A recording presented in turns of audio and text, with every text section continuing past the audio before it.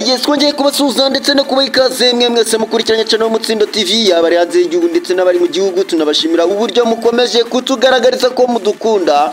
Uyu rero akaba ari umwanya w'amakuru agezweho kuri izi saha zo kuwa gatandatu tariki ya 21 hanze 2024. Amakuru rero yacereka tuyahere kuri iyi nkuru ivuga ko Hezbollah yimuye kuri Israel iyigabaho ibitero biremereye. Kuwa gatanu rero tariki ya 20 Nzeri 2024 Hezbollah yarashe mu majyaruguru ya Israel ikoresheje ibisasu bya roketi bigera ku 140. Hanyuma rero y'umunsi umwe gusa umuyobozi wa Hezbollah Hamas yiyemeje kwihorera kubera igitero Israel iherutse kugabaho.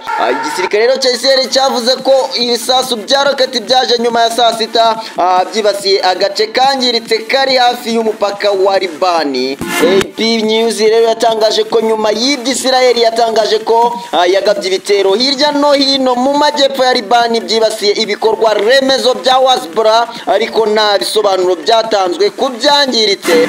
Hezbollah rero yavuze ko ibitero byayo byibasiye ahantu henshi cyane ku mupaka rero wa Kanchusa, hari ibirindiro byinshi by'ingabo zirwanira mu kirere n'ahandi. Igisirikare rero cya Israel kikaba cyaravuze ko abashinzwe kuzimya umuriro bari gukora ibishoboka byose kugira ngo bazimye inkongi z'umuriro zatewe n'ibyaturitse, ariko nanone rero ntihatangajwe niba izi roketi yarabo zaba zarakomerekeje se cyangwa zarishe. Hezbollah rero yavuze ko ibisasu bya roketi byarashwe mu rwego rwo kwihimura ku bitero bya Israel yagabye ku wa kabiri no ku wa gatatu mu midugudu no mu ngo ziri mu majyepfo ya Libani. Rero byatumye abantu 20 bahasiga ubuzima, abandi 1000 bagakomereka. Hezbollah rero na Israel barasana hafi ya buri munsi kuva rero ku ya 8 ukwakira umwaka ushize. Hanyuma rero uyu munsi hatangajwe intambara hagati ya Israel ndetse n'umutwe wa Hamas.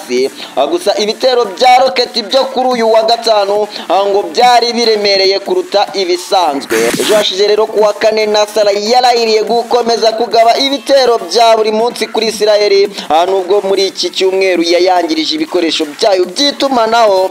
Nibyo rero Nasara yise igihombo gikomeye cyane.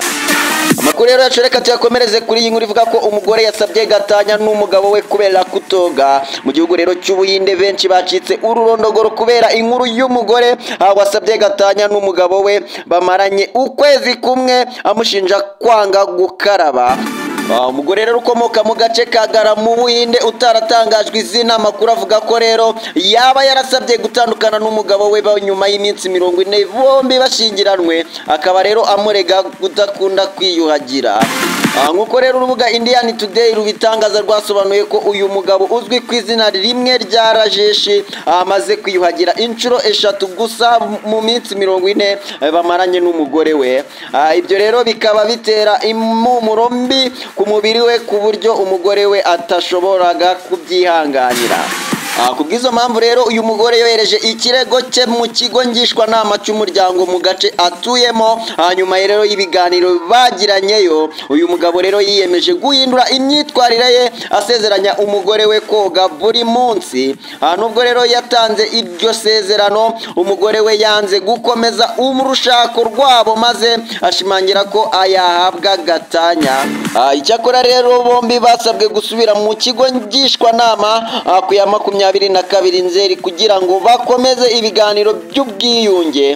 Nabwo rero ari ubwa mbere habaye gutandukanye mu gace ka Gara, kuko mu ntangiriro z'umwaka umugore yasabye ubutane n'umugabo we hanyuma yo kutabasha kumugurira ibiryo byitwa kurukure snacks. Anshuti rero zacu zakadasoka dusubikiye amakuru yacu yo muri iki gitondo. Nkaba naza kugushishikariza kuza gukurikira andi makuru ku munsi w'umugoroba kubyiriwe bivugwa ndetse no kubyabaye. Nkaba nakubwira ngo niba utarakora subscribe wakora subscribe kugira ngo amakuru yacu ajya kugeraho byihuse. Mwari kumwe nanjye Dani Dash, naho ubutaha. Ciao ciao.